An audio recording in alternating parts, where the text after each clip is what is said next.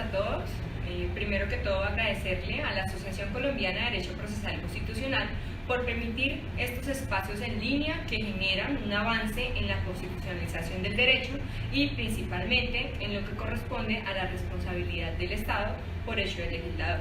Asimismo, sea este el espacio para agradecerle a ustedes que están conectados e invitarlos a que sigan en línea para que generemos una discusión importante alrededor de este tema. De igual manera, quiero agradecer a mi grupo de investigación FIBIDE de la Universidad de la Amazonia y a mi colega Astrid Daniela Vidal Lazo por apoyarnos mutuamente en la construcción de una nueva filosofía del derecho y pues precisamente en el avance de lo que es el derecho en sí mismo. Para el día de hoy, entonces, vamos a hablar de la responsabilidad del Estado por hecho del legislador. En virtud de esta temática, vamos a abordar el siguiente problema, y es: ¿cuándo es procedente declarar la responsabilidad del Estado frente a la existencia de una omisión legislativa?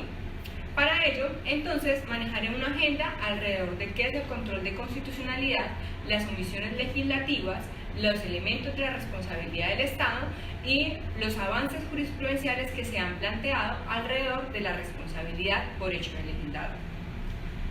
En ese orden de ideas, entonces, dando cabida a nuestra agenda, debo indicar que el control de constitucionalidad en Colombia concentrado es realizado por la Corte Constitucional Colombiana, y la Corte Constitucional Colombiana, en virtud del artículo 4 de la misma Constitución Política de Colombia, se consagra como aquella institución guardiana de la supremacía constitucional. Advirtiendo ese primer precepto, entonces, debo indicar que una inconstitucionalidad por omisión, entonces, se da cuando un órgano del Estado, entendamos entonces, aquí hablo en paréntesis, cuando hablamos del poder público, entonces entendemos que el poder público tiene diferentes ramas: ejecutiva, legislativa y judicial. Entonces, en el caso en particular de esta conferencia, pues vamos a hablar de lo que es el poder legislativo. Ahora, esos órganos del Estado tienen una serie de deberes que están dados por la misma Constitución, y en virtud de esos deberes, cuando ese órgano no cumple esos deberes impuestos por la misma Constitución, en virtud de ¿qué? Del principio de supremacía constitucional, entonces se configura una inconstitucionalidad por omisión. ¿Por qué una inconstitucionalidad por omisión? Porque ese órgano, pese a tener el deber jurídico de atender lo dispuesto por la Constitución, omite hacerlo. En el caso particular, entonces, tenemos las omisiones legislativas, y esas omisiones legislativas se dan cuando el legislador se abstiene de cumplir el mandato constitucional, que en este caso en particular vamos a hablar frente a la expedición de algunas leyes. Ahora, la Corte Constitucional Colombiana ha emitido y emite diferentes tipos de sentencias. Estas sentencias, entonces, han sido catalogadas por diferentes doctrinantes de varias formas. Entre ellas, entonces, tenemos las primeras, que son las sentencias de constitucionalidad, que son aquellas, las primeras que son netamente declarativas, donde la Corte Constitucional Colombiana actúa como legislador negativo, es decir, se encarga de expulsar del ordenamiento jurídico la norma. ¿Por qué? Por encontrarla contraria a la Constitución en virtud de ese principio de supremacía constitucional. Ahora, tenemos las interpretativas o condicionales. Entonces, aquí es cuando la Corte Constitucional ha dado una interpretación al alcance de lo que es una norma. ¿Y qué hace? Modula los efectos de su sentencia y no la saca del ordenamiento jurídico, sino que la mantiene, pero bajo una interpretación. En el caso en particular, entonces, quise traerles un ejemplo. Está en la sentencia C-1062 del 16 de agosto del 2000, donde la Corte Constitucional Colombiana estudió un artículo de la Ley 472 de 1998 que regula frente a las acciones de grupo y las acciones populares. En esa, entonces, en esa sentencia se estudió aquella frase que planteaba la norma, y era la siguiente, abro comillas: derivadas de la vulneración de derechos o intereses colectivos. La Corte Constitucional realizó una interpretación importante frente a esa disposición normativa y consideró que la norma sería constitucional pero bajo el entendido en que no se excluían demás derechos subjetivos. Es decir, ahí en esas líneas la ley recoge lo que son disposiciones de derechos o intereses colectivos, pero además también los subjetivos.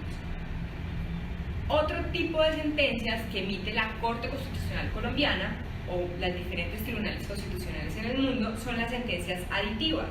Y acá es precisamente cuando se da una omisión legislativa relativa. Entonces, ¿qué sucede? La Corte Constitucional Colombiana lo que hace es agregarle un pedacito a la norma que le hacía falta.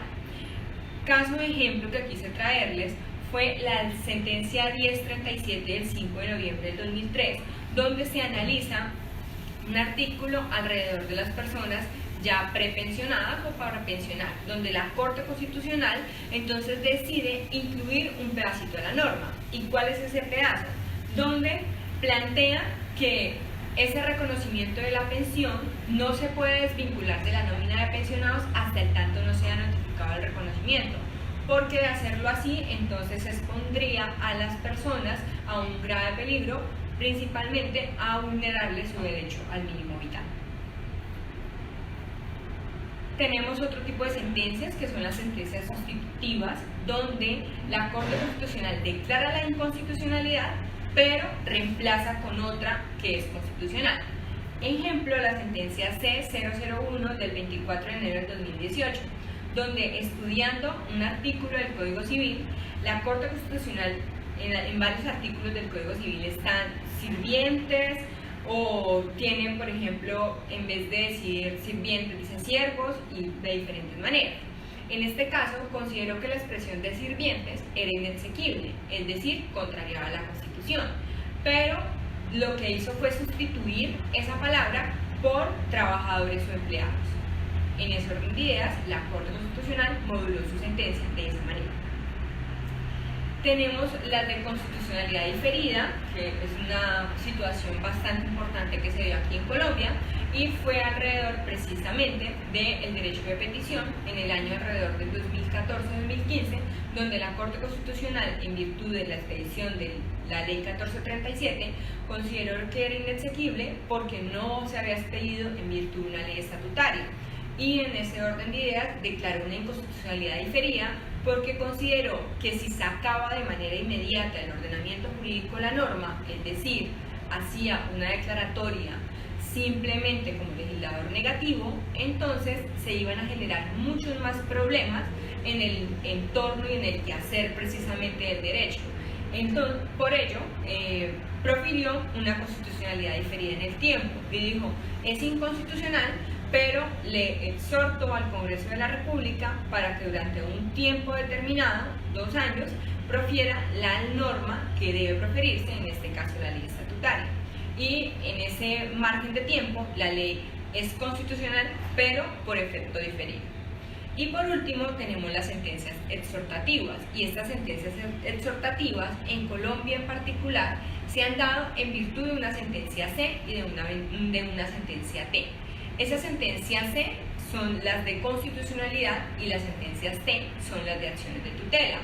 Y en varios casos, como lo vamos a ver más adelante, la Corte Constitucional ha considerado que debe exhortar al Congreso de la República, es decir, debe requerir o sugerirle al Congreso de la República para que regule frente a un tema determinado. Y con ello, entonces, ya hemos abarcado lo que son los tipos de sentencias que emite la Corte Constitucional. Ahora, ese es el primer ítem que quisiera que tuviéramos claro. Entonces, la Corte Constitucional Colombiana, en virtud de una sentencia de constitucionalidad o de una sentencia T, puede exhortar al Congreso de la República ¿para qué? Para que se supere una omisión legislativa y con ello se supere un estado o una inconstitucionalidad por omisión, tal cual como lo vimos al inicio pues, de esta disertación. Ahora, otro punto importante es la responsabilidad del Estado. Ya tenemos lo que sería el control de constitucionalidad. Ahora vamos a descender al tema de pronto grueso de lo que podría ser esta disertación, que es la responsabilidad del Estado. Entonces, para ello debo indicar que el fundamento constitucional de la responsabilidad del Estado es el artículo 90 de la Constitución Política. Y en virtud de la interpretación que ha hecho la Corte Constitucional y el Consejo de Estado, se ha determinado que existen dos elementos, y es el daño antijurídico y la imputación. Los elementos de la responsabilidad del Estado solamente son esos, y en virtud de qué? Del artículo 90, y así lo ha establecido la Corte Constitucional y lo ha determinado el Consejo de Estado. Ahora, ese daño antijurídico va a tener unas características y va a tener una tipología, y la imputación es fáctica y jurídica. Voy a empezar a hablar del daño antijurídico. Entonces, ¿qué es el daño antijurídico? El daño antijurídico es la lesión a un interés legítimo de una persona que no tiene el deber jurídico de soportar. Ahí, cuando no tiene ese deber jurídico de soportarlo, es cuando se genera la antijuridicidad del daño. Y por ende, esa es, digamos, como una cualidad que debe cumplir el daño. Ahora, una característica, por ejemplo, del daño es que deba ser cierto, subsistente. Cierto es fundamental porque en Colombia no se reconoce el daño eventual. En el caso en que se reconozca ese daño eventual, pues vamos a superar la estructura de lo que es la responsabilidad y el derecho de daños aquí en Colombia. Y que sea subsistente quiere decir que no haya sido reparado por la fuente causadora del daño, es decir, que no haya sido ya reparado o indemnizado. Y aquí debo recordar que ¿cuál es la medida de la reparación? Es el daño. Esa es la medida de la reparación. Asimismo, ese daño antijurídico tiene una tipología que ha sido reconocida por el Consejo de Estado. Esa tipología se ha venido reconociendo desde el año 2014. Y tenemos entonces la existencia del reconocimiento de un daño moral, de un daño a la salud y de los daños a bienes constitucional y convencionalmente protegidos. El daño moral, entonces, es cuando se busca reparar ese fuero interno de la persona, cuando la persona ha tenido tristeza, congoja, desazón. Y entonces, luego de la sentencia del caso Villaveses de 1922, el Consejo de Estado vino reconociéndolo. Ahora, tenemos el daño a la salud. El daño a la salud ha tenido una importancia relevante dentro de nuestro ordenamiento. ¿Por qué?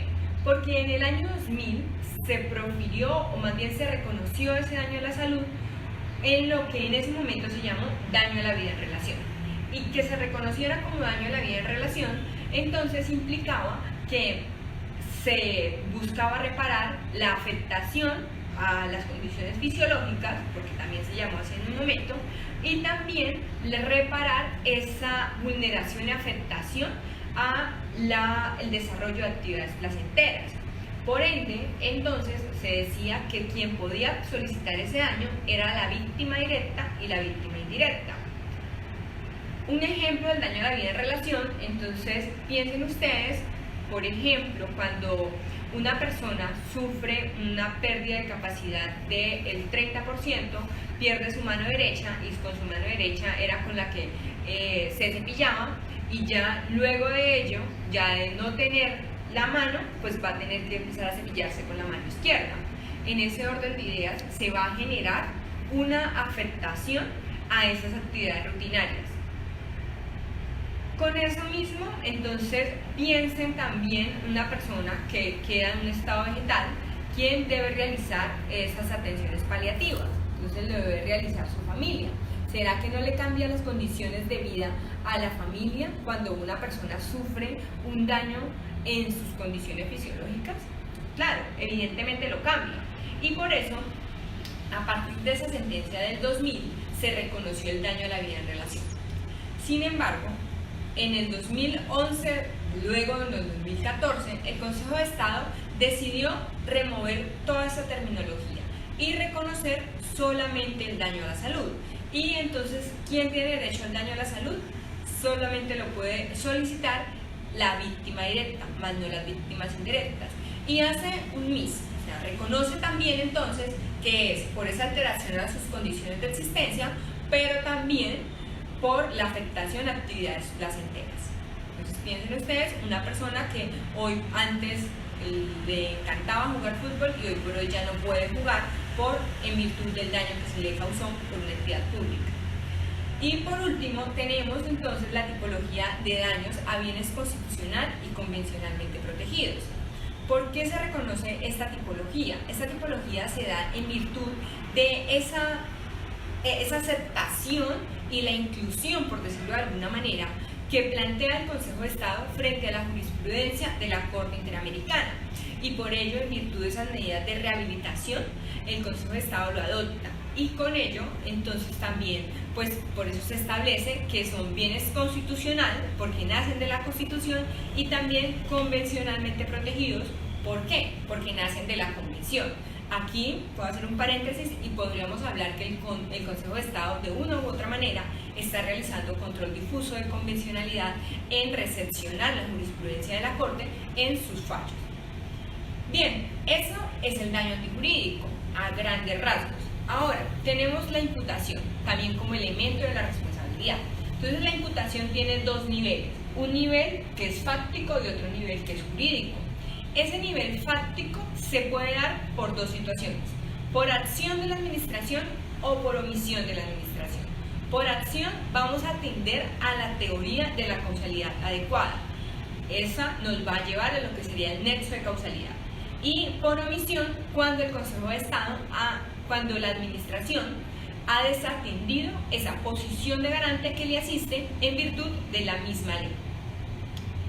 Piensen, por ejemplo, cuando una persona tiene una fuente de riesgo y entonces no ha tomado algunas medidas necesarias en virtud de esa posición de garante. Y por último tenemos la imputación jurídica. Esa imputación jurídica tenemos unos títulos de imputación, que son ¿cuáles? Falla del servicio, riesgo excepcional y daño especial. La falla del servicio nace del contenido obligacional que le asiste a un órgano del Estado. Contenido obligacional. Y quiero que esto lo tengamos en cuenta. ¿Por qué? Porque si ustedes recuerdan, cuando planteábamos qué sucede en las omisiones legislativas y de dónde nace la omisión legislativa, ya decíamos de la supremacía constitucional, donde esta supremacía constitucional, es decir, el mismo texto constitucional, plantea un deber obligacional a una entidad y esa entidad simplemente se abstiene de hacerlo. En ese orden de ideas, una falla de servicio nace por la existencia de un contenido obligacional. Y dos, porque esa entidad pública, pese a tener la obligación, no hace lo que la obligación le indica, no genera cumplimiento, o actúa mal o lo hace tardíamente. Entonces, en ese orden de ideas vamos a tener una falla de servicio como título de imputación. Aquí debo indicar que el título de imputación por excelencia que maneja la responsabilidad del Estado es la falla del servicio. La falla del servicio es ese primer escenario que el juez contencioso debe analizar para poder determinar sí o no la existencia de la responsabilidad e imputar la responsabilidad de la entidad pública. ¿Y por qué es el título por excelencia? Porque permite que la administración, por ejemplo, haga uso de la acción de repetición. Dos, permite que en virtud de esa política de prevención de daño antijurídico supere y mejore de pronto esos altercados, mejore la situación jurídica que tenga y con ello pues pueda generar una prevención de la causación de ese daño. Por otro lado tenemos el riesgo excepcional. Entonces el riesgo excepcional pues nace incluso de la revolución industrial, donde en virtud de esa revolución industrial se viene generando un desplazamiento de la mano de obra humana y se busca ya suplir las necesidades por medio de las máquinas, pero entonces teníamos algo importante y era cuando se causaban daños a esos trabajadores por esas máquinas. ¿Qué sucedía? Esos trabajadores recibían su salario, pero quedaban en condiciones disminuidas en relación con su capacidad laboral, pero el empleador siempre mantenía su máquina y mantenía su producción normal. Entonces, en virtud de ese principio de solidaridad y de equidad, se configuró un riesgo excepcional. Y entonces ese riesgo excepcional genera precisamente la existencia de diferentes hipótesis o diferentes, digámoslo de alguna manera, componentes que el mismo Consejo de Estado ha venido reconociendo. Entonces tenemos el riesgo creado, el riesgo-beneficio, el riesgo alea y el riesgo-conflicto. El riesgo creado es cuando la entidad pública es quien crea el riesgo. Ella es quien crea ese mismo riesgo. Por ejemplo, piensen ustedes frente a las armas de dotación oficial. Ahora tenemos el riesgo-beneficio, cuando la entidad pública se beneficia de ese mismo riesgo. Piensen, por ejemplo, frente al tema de la conducción de vehículos oficiales o incluso frente a temas de contratación estatal, cuando el Consejo de Estado manifiesta que donde está la utilidad está la responsabilidad. Entonces aquí la entidad, como es la que se beneficia, la entidad es la que responde. Y el riesgo conflicto, pues este se dio desde hace más o menos unos 9 años, se vino reconociendo el Consejo de Estado un riesgo conflicto en virtud del conflicto armado colombiano, donde considera el Consejo de Estado que en virtud de ese principio de equidad y solidaridad para con las víctimas, entonces puede y debe reconocerse una responsabilidad. Aquí se da sobre todo, por ejemplo, cuando existían ataques de grupos al margen de la ley y entonces las personas sufrían daños o a su propiedad o a su integridad física o psicológica. En ese orden de ideas, lo que hacían era demandar al Estado para buscar la reparación de sus daños. Por otro lado, tenemos el riesgo alea. Esta manifestación de este riesgo excepcional es cuando se da en las enfermedades nosocomiales o las infecciones nosocomiales, y es aquellas infecciones intrahospitalarias. Entonces, el Consejo de Estado, en virtud de ese riesgo alea, consideró que era posible determinar la responsabilidad del Estado por las infecciones nosocomiales. Por último, tenemos el daño especial, y ese daño especial entonces es el que se da cuando existe un daño anormal y grave. O sea, el daño, además de cumplir con todas las características de lo que sería el daño antijurídico para que pueda ser reparado, tiene agregado a eso la actuación de la administración y el daño que se le cause a la persona tiene que ser anormal y grave. Y se da en virtud de una actividad lícita del Estado. Ejemplo, lo que sucede con los conscriptos o con las personas que prestan el servicio militar obligatorio. Una persona debe prestar el servicio militar obligatorio por mandato de la Constitución y la ley. Así, evidentemente con las excepciones de lo que es la objeción de conciencia. Ingresa a prestar el servicio militar obligatorio en unas condiciones óptimas en la medida en que es considerado apto para prestarlo. En el transcurso del tiempo, cuando se retira de prestar el servicio militar, la persona tiene una desmejora en su capacidad laboral. Piensen ustedes del 14%. En ese orden de ideas, ¿será que el Estado es responsable? La respuesta es que sí, es responsable. ¿Y por qué? Porque el daño fue anormal y grave. Claro, usted cuando ingresa al servicio militar, usted va a tener unos riesgos propios, que es la obligación que usted tiene como ciudadano, hombre, en Colombia. En ese orden de ideas, usted sufrió una merma de su capacidad laboral. Cuando usted no ingresa para sufrir la merma, sino para prestar el servicio militar obligatorio. En ese orden de ideas, el daño es anormal y grave. ¿Y fue producto de qué? De una actividad lícita del Estado. En ese orden de ideas existe responsabilidad y debe reconocerse la responsabilidad. Aquí hay una pequeña diferencia con las indemnizaciones A4FI, que esas indemnizaciones se dan, pero cuando tenemos, por ejemplo, alguien que presta el servicio militar, pero de manera voluntaria. En ese caso ya hay una relación jurídico-sustancial de carácter laboral, donde lleva precisamente a que la persona, cuando accede o cuando decide acceder a prestar sus servicios a las Fuerzas Armadas, entonces asume los riesgos que comporta la actividad. En cambio, en el primer caso, usted no asume los riesgos. Usted lo que asume es la obligación de ese deber constitucional y legal. Claro, ¿qué sucede con esos títulos de imputación? No son títulos de imputación que se dan a rajatabla, sino que se dan es por el carácter probatorio. Y así el Consejo de Estado lo ha venido estableciendo. Entonces, por ende, yo en una demanda puedo establecer un título de imputación falla del servicio Pero si de carácter en la etapa probatoria y en el ejercicio probatorio se logra identificar que en definitiva no se trata de una falla de servicio, sino la causación o la concreción de un riesgo excepcional, entonces se va el juez a tener que atribuir más bien la responsabilidad a ese título de imputación y que sea riesgo excepcional, pese a que yo en la demanda solicité falla del servicio. ¿Por qué? Porque es que el título de imputación no es a rajatabla y no es un límite para el juez, sino que se atiende a la actividad probatoria de las partes. Tenemos otro título de imputación que se ha venido dando, pese a que el Consejo de Estado no lo ha establecido de una manera categórica como título de imputación, sí algo ha dicho en algunas sentencias, y es frente a la confianza legítima. Considera, pues entonces, ese principio de confianza legítima nace del principio de la buena fe, y es cuando yo como administrado tengo en mi conciencia, por decirlo de alguna manera, que la actuación de la administración va a ser de determinada manera. Y cuando se me defrauda, cuando de manera intempestiva la administración cambia esas reglas de juego. Entonces ahí se defrauda la confianza legítima.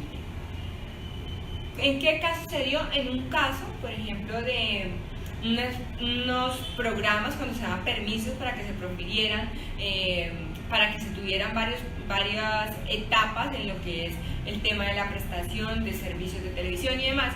Y en ese caso analizó un poco el tema y dijo, hay un título de imputación que es confianza legítima, pero en estricto sentido, como ya lo venía recalcando, a la fecha no ha establecido como título de imputación. Dentro de esa misma imputación jurídica también tenemos entonces lo que sería los eximientos de responsabilidad. Y entonces en los eximientos de responsabilidad está la fuerza mayor, el hecho de un tercero y el hecho o culpa exclusiva de la víctima. En la fuerza mayor, si ustedes denotan, no planteo el caso fortuito. ¿Y por qué no planteo el caso fortuito? Porque en responsabilidad del Estado, el caso fortuito no tiene la capacidad de exonerar. ¿Por qué? Porque se considera que se da cuando estamos hablando de actividades peligrosas y es la concreción del riesgo. Y como es la concreción del riesgo que es interna a la actividad, no tiene la capacidad de exonerar, a diferencia de lo que es la fuerza mayor, que como si es externo, que además debe ser imprevisible e irresistible, ahí sí va a exonerar la responsabilidad del Estado. Piensen ustedes, por ejemplo, que la caída de un árbol, un terremoto, o existe una sentencia del asentamiento de unos eucaliptos cerca de unos predios de unas personas, se consideró que puede existir falla de fuerza mayor, o por ejemplo una persona que se desplazaba en un vehículo oficial y de manera inadvertida aparece un caballo desbocado y en ese caso entonces se consideró que existía falla fuerza mayor y por ende se determinó el eximiente de responsabilidad. Ya el hecho de un tercero pues también debe ser determinante para la actuación de la administración y el hecho de la víctima también debe ser determinante a la actuación de la administración, y aquí deben recordar un poco el tema de la mitigación o el deber de mitigar el daño por parte de la víctima, porque si la víctima no mitiga el daño pese a tener la obligación, una parte del daño se le puede atribuir a ella. Bueno, ya con este contexto general de lo que son de una manera muy somera los elementos de la responsabilidad, entonces iniciaremos con la responsabilidad del Estado en un caso en concreto, y es por hecho del legislador. Tenemos unas tesis iniciales que se plantearon desde diferentes puntos de vista para decir el legislador no puede responder el Estado por esas actuaciones del legislador. Y el primero de ellos es que se consideraba la ley como la manifestación más alta de la soberanía del Estado. ¿Y qué se decía? Se decían, mire, el legislador no está sujeto a la ley. 1. 2. Y si la ley causa un perjuicio, como el legislador es nombrado por la comunidad en general, entonces esa ley que es abstracta e impersonal, también se convierte en la expresión de la voluntad general. ¿Y eso qué quiere decir? Que entonces quien sufrió el daño también fue producto de su voluntad. Con esa primera tesis se decía, no existe responsabilidad del Estado por hecho de legislar.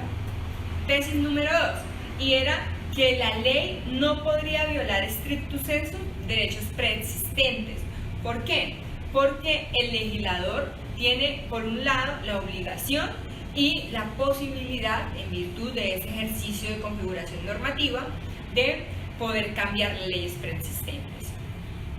Y tercera, es el carácter general de la ley. ¿Y qué sucede? Que la ley no agrede situaciones concretas, de tal manera que su aplicación generaba un perjuicio, estas estaban obligadas a soportarlo, porque la ley es impersonal y abstracta.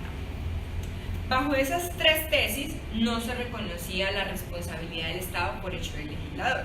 Sin embargo, tenemos algunos antecedentes importantes por la jurisprudencia francesa y española, donde en 1938 se reconoció la responsabilidad del Estado por hecho del legislador en un conocido caso que se llamaba la Sociedad Anónima de Productos Lácteos. Entonces, en este caso, se le obligó básicamente a esa empresa a cerrar y a que no pudiera seguir distribuyendo sus productos en virtud de una ley. Entonces ahí se dijo, mire, definitivamente acá hay en virtud de ese daño especial, entonces una actividad lícita del Estado. ¿Por qué lícita? Porque el Congreso de la República tiene ese deber de proferir normas y se le causó un daño anormal y grave. ¿Por qué? Porque no pudieron seguir distribuyendo sus productos. En ese orden de ideas existe responsabilidad. Luego tenemos el del Tribunal Supremo Español, que fundó básicamente la teoría de la responsabilidad por hecho del legislador en dos principios o en dos momentos, que es la violación del principio de confianza legítima. Si ustedes recuerdan, entonces, cuando se viola, cuando se defrauda ese principio, cuando la entidad pública defrauda de manera intempestiva, cambia las reglas de juego. Y entonces con ello va a defraudar esa confianza que en virtud de ese principio de buena fe, yo como administrado había depositado en usted administración. Y dos, por la exposición de leyes inconstitucionales. Y entonces acá se decía, como mire, usted legislador debería preferir todas las leyes, pero deberían ser constitucionales. Y entonces cuando son inconstitucionales hay responsabilidad. ¿Por qué? Porque usted debió acatar que el principio de supremacía constitucional. ¿Qué ha sucedido aquí en Colombia por la tesis del Consejo de Estado? Tenemos varios momentos.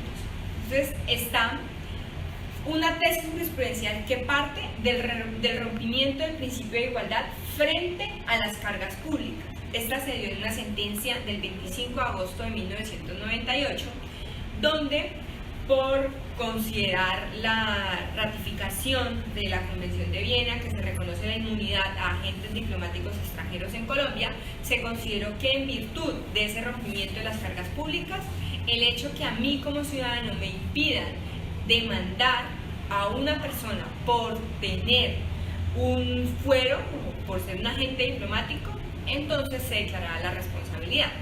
Piensen, por ejemplo, ustedes que van por la calle, viene un automóvil que pertenece a una embajada, los arrolla y ustedes pierden el 20% de su capacidad laboral. ¿Será que pueden demandar a la entidad a la cual le pertenece y tiene la tenencia y pues en ese momento ostenta la tenencia de ese vehículo? No. ¿Por qué? Porque tienen inmunidad diplomática.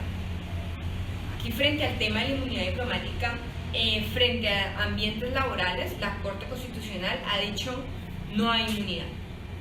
Pero entonces en aquellos casos que no son por situaciones laborales, ¿qué sucede? Lo que debe hacer la persona es acudir en principio por una reparación directa. ¿En virtud de qué? Del rompimiento del principio de igualdad frente a las cargas públicas. Porque a mí que me causó un daño antijurídico, acá yo qué voy a buscar? Voy a buscar es que como no pude demandar a ese agente diplomático, yo no voy a demandar al Estado en estricto sentido por mi pérdida de capacidad. Yo voy a demandar al Estado por esa pérdida de oportunidad de acceder a la administración de justicia. Y entonces aquí ustedes denoten que se da una nueva tipología de daño. Ya en ambientes de derecho a la salud, el Consejo de Estado ha sido enfático en reconocer que la pérdida de la oportunidad es un daño autónomo, es decir, es un nuevo daño reconocido dentro del derecho de daños a la responsabilidad. Claro, ahora, ¿qué sucede? Luego del 2014, frente a todo este tema, entonces el Consejo de Estado dijo, en un principio, si usted pedía 100 millones, le daban el 100%. Pero entonces el Consejo de Estado se preguntó y dijo, un momento, porque yo no sé si en definitiva usted iba a ganar o a perder el pleito, del cual yo le cercené la oportunidad de acudir a la Administración de Justicia. Por eso, entonces, yo como jurisdicción, lo que hago es reconocerle una pérdida de la oportunidad. ¿Y una pérdida de la oportunidad con relación a qué? A poder acceder a la Administración de Justicia, y con ello entonces no le reconozco el 100% de los 100 millones que usted me pidió, sino el 50%. Segunda tesis, la defraudación del principio de confianza legítima. Y si acá entonces denota, ya como habíamos hablado, cuando existía la imputación jurídica, que se podía plantear como un nuevo título de imputación, la confianza legítima, esta es una de las sentencias donde el Consejo de Estado así también lo ha venido reconociendo. Y entonces, ¿qué sucede? En esta sentencia del 29 de julio del 2013, el Consejo de Estado establece, y me permito citar, el legislador deroga normas o disposiciones que reconocen incentivos o beneficios. Característica número 1 para considerar que se defraudó la confianza legítima. Yo iba a recibir un beneficio.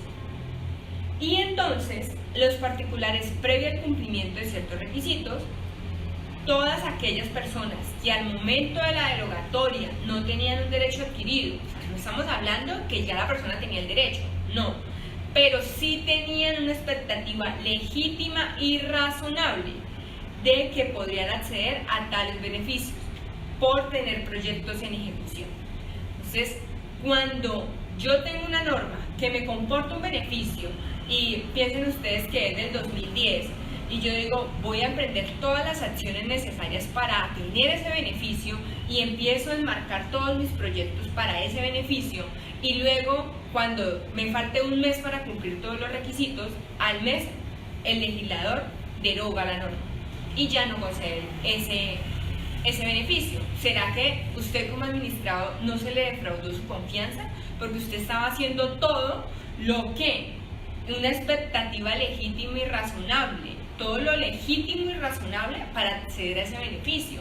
Y como el legislador de manera intempestiva eliminó la norma, entonces automáticamente me está defraudando la confianza que yo había depositado para obtener ese beneficio. Tesis número 3, la desaparición de la ley como consecuencia de una sentencia de inexequibilidad. ¿Y qué sucede aquí?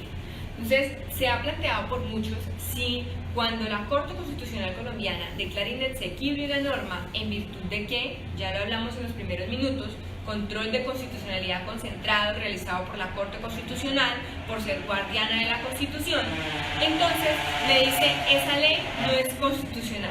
Así que como no es constitucional, debe sacarse del ordenamiento jurídico. Y pues con ello ha hecho el análisis del Consejo de Estado y ha determinado si hay responsabilidad. Pero la responsabilidad solamente se da cuando la Corte Constitucional modula los efectos de su sentencia. Y cuando modula los efectos de las sentencias es que puede darle un efecto retroactivo o un efecto ultraactivo. ¿Y cuándo hay responsabilidad?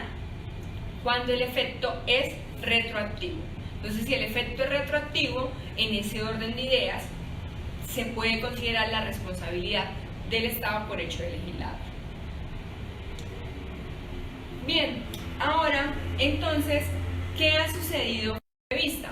Y es que, precisamente, en una sentencia del 1 de noviembre del 2001, el Consejo de Estado conoció frente a una omisión o a una situación que el legislador todavía no había atendido, y entonces, ¿qué dijo? Dijo, mire, no hay responsabilidad del Estado cuando el legislador no ha legislado, valga la redundancia. ¿Por qué? Porque en virtud de ese artículo 114 y 150 de la Constitución no se ha delimitado en el tiempo y no están concebidas desde un punto de vista obligacional. ¿Esto qué significa? Que entonces, básicamente, como la Constitución no le dio a ese cumplimiento obligacional una temporalidad, pueden pasar muchos años y el legislador igual no legislar frente a un tema en particular. Entonces, en virtud de ello, dijo el Consejo de Estado, no existe responsabilidad, porque en últimas, básicamente es como si ese contenido obligacional solo naciera en virtud de una condición, que en este caso sería el tiempo. Sin embargo, establece que sí se puede dar, porque a la norma sí lo establece, es cuando no se ejercita en el tiempo el Plan Nacional de Inversiones. ¿Y qué pasa? Entonces, advirtiendo todas estas circunstancias, como grupo de investigación decidimos emprender un estudio alrededor de varios casos, y en este tema quiero resaltar el derecho a morir dignamente de los niños, niñas y adolescentes. Y para ello entonces voy a hablar de la omisión legislativa que existe alrededor de eso. Entonces tenemos la sentencia C-239 del 97, donde la Corte Constitucional Colombiana analizó el homicidio por piedad, y pues entonces establece un exhorto al Congreso de la República para que en el tiempo más breve posible y conforme a los principios constitucionales regule el tema de la muerte digna. Luego está la sentencia T-970 del 2014, a una menor que padecía cáncer de colon con diagnóstico de metástasis y en etapa terminal. Entonces, finalmente no se le pudo practicar la eutanasia porque no se atendió a varios criterios de lo que sería el comité médico. Aquí, en estas sentencias, la Corte Constitucional reiteró el carácter fundamental del derecho a morir dignamente, y pues precisamente lo considera con una estrecha conexión a la dignidad humana. Luego entonces tenemos la sentencia T-423 del 2017. En virtud de esta resolución, entonces si ustedes recuerdan, en 1997 el Congreso se le exhortó para que regulara frente al homicidio por piedad, bueno, la muerte digna en estricto sentido. Se le exhortó en el 97 y no había existido regulación sino hasta cuando lo hizo el Ministerio por una resolución 1216 del 2015. Mediante esa resolución fue que se establecieron algunos criterios de cómo se debía plantear y cómo se debía realizar el procedimiento pues, de la muerte digna en varias circunstancias. Sin embargo, en esta sentencia, la T-423 de 2017, la Corte Constitucional lo que plantea básicamente es que esa resolución no tiene claridad frente al procedimiento que deben surtir las IPS. Además, esas IPS cuando no cuentan con una infraestructura y cuando se encuentran ubicadas en zonas geográficas muy apartadas, pues que por ende no van a tener la disponibilidad de los médicos especialistas. Y ya también aparte estableció el tema de la falta de previsión de mecanismos de control previos para la conformación de comités científicos. En la sentencia T-544 del 2017, entonces aquí básicamente una persona que buscó que solicitó más bien que se hiciera todo el trámite establecido en la resolución 1216 del 2015 para hacer efectivo el derecho a morir dignamente de su hijo menor. Pasó el tiempo y la petición nunca se resolvió y pues con ello entonces pues lastimosamente el niño murió bajo condiciones deprimentes. Y entonces aquí da la orden en esta sentencia para contrarrestar estas barreras a materializar ese derecho fundamental a morir dignamente, porque es un derecho fundamental, pero con un enfoque diferencial, el enfoque diferencial de tratarse de niñas, niños y adolescentes. Y aquí advierte que existe un vacío normativo. Y por ende, entonces aquí reitera un exhorto que había hecho el Congreso de la República. Pero aquí hay algo importante, y es que determina la Corte Constitucional o le da 2 años al Congreso de la República para que emita una regulación al derecho a morir dignamente, considerando lo dispuesto en la jurisprudencia constitucional. Para mí, en ese caso y para el estudio que hemos realizado en el grupo de investigación, aquí hay un contenido obligacional determinado en el tiempo, es decir, tiene un límite temporal que ha sido dado ¿por quién? Por la Corte Constitucional, ¿Y quién es la Corte Constitucional? La máxima intérprete y guardiana de la Constitución. En ese orden de ideas, como la Corte Constitucional le ha otorgado un plazo al Congreso de la República, es posible para nosotros declarar la responsabilidad del Estado por hecho del legislador en la medida en que su contenido obligacional estuvo delimitado temporalmente y además fue respaldado por situaciones jurídicas de daño antijurídico. ¿Qué significa? Entonces, cuando la Corte Constitucional, en virtud de esos efectos modulativos de su sentencia, sea C o D, exhorta al Congreso de la República y da un término para que regule frente a determinado asunto, se debe automáticamente eliminar la tesis planteada en esta sentencia del Consejo de Estado del 1 de noviembre del 2001 para considerar que, en principio, por la propia Constitución no hay establecido un contenido obligacional delimitado temporalmente, pero que en virtud de la realidad fáctica de la que conoce la Corte Constitucional y ella en virtud precisamente de ese principio de supremacía constitucional y en virtud de las funciones dadas por la misma Constitución, sí tiene la Corte Constitucional la capacidad de generar un contenido obligacional delimitado temporalmente.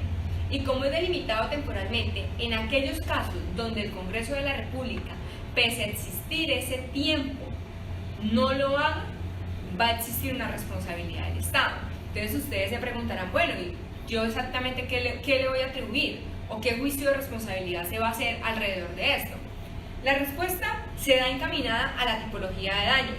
Y claro, vamos a partir de la existencia de un daño antijurídico. Entonces, un daño antijurídico es la lesión a un interés legítimo y frente a una persona que no tiene la obligación de soportarlo. Entonces, pensemos, en el caso en particular de los niños, niñas y adolescentes, tienen la obligación de soportar la inactividad de un órgano que es de poder público y que su deber o su contenido obligacional nace de la misma Constitución, no lo tiene. A partir, pues evidentemente ya en la etapa probatoria y demás, partamos del hecho que existe un daño antijurídico, entonces vámonos a la imputación. Recuerdan ustedes que hablábamos de imputación fáctica y de imputación jurídica.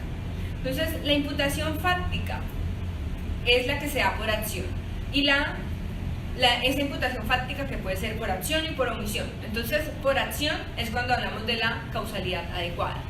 Claro, ¿yo qué tengo que hacer? Demostrar el nexo de causalidad, que ese daño causado por el Estado y sufrido por ese particular fue producto de la actividad del Estado. Entonces, ¿qué daño? El daño antijurídico. Y entonces, para hacer un ejercicio netamente académico y metodológico, pensemos en la tipología de daños.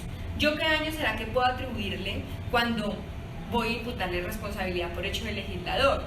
¿Será que en este caso, cuando se vulnera un derecho fundamental a morir dignamente, no hay una vulneración o no se ha causado más bien el daño moral? Claro que sí, se ha causado el daño moral. ¿Y daño a la salud? Bueno, ahí tendrá que acudirse al tema probatorio si le ha afectado psicológicamente. Pero yo defiendo fielmente que si existe una vulneración a los bienes constitucionales y convencionalmente protegidos. Y principalmente porque ha sido reconocido por la jurisprudencia constitucional que es un derecho fundamental y que tiene una conexidad directa con lo que es la dignidad humana. Entonces, en ese orden de ideas, es evidente que puede existir un daño que es atribuido a la administración. ¿Por qué? Por acción, en virtud, evidentemente, ya el nexo de causalidad por la causalidad adecuada. Y agregado a ello, entonces, piensen ustedes bajo qué título de imputación se podría dar. Yo pensaría que sería frente al tipo de falla de servicio. ¿Por qué? Porque hay un contenido obligacional que nace de la misma Constitución y que en este caso la entidad pública o el legislador pues no lo hizo y con ende entonces omitió su deber obligacional y vulneró ese contenido obligacional y pues por ende podría considerarse que existe una responsabilidad por hecho del legislador. Claro, la apuesta académica que se hace en este momento por parte del semillero va a tener 1001 debates, pero es una puerta que se puede dar precisamente para buscar que el legislador atienda esa realidad fáctica y se dedique a regular todo lo concerniente a lo que, digamos, atiende a las necesidades reales y efectivas de los ciudadanos. Entonces, ya la conclusión que se ha llegado por parte del grupo de investigación a esa pregunta problema es cuándo se puede declarar la responsabilidad por hecho del legislador en omisiones legislativas. Es cuando exista una sentencia de constitucionalidad o de tutela donde la Corte Constitucional exhorte al Congreso de la República y dé una delimitación temporal. En ese caso, evidentemente, atendiendo a las circunstancias fácticas para la causación de la responsabilidad, podemos hablar de responsabilidad del Estado por hecho del legislador. Finalmente, ya para despedirme de ustedes, espero hayan estado súper conectados, quiero invitarlos al segundo Congreso Internacional de Justicia Constitucional que se va a realizar el 23, 24 y 25 de octubre del 2019, que es realizado por la Asociación Colombiana de Justicia Constitucional y por la Asociación Colombiana de Derecho Procesal Constitucional. Espero el tema les haya llamado hartísimo la atención y pues seguir contando con ustedes, con sus aportes y que la apuesta de la academia siga siendo cada día mucho más fuerte. ¡Chao!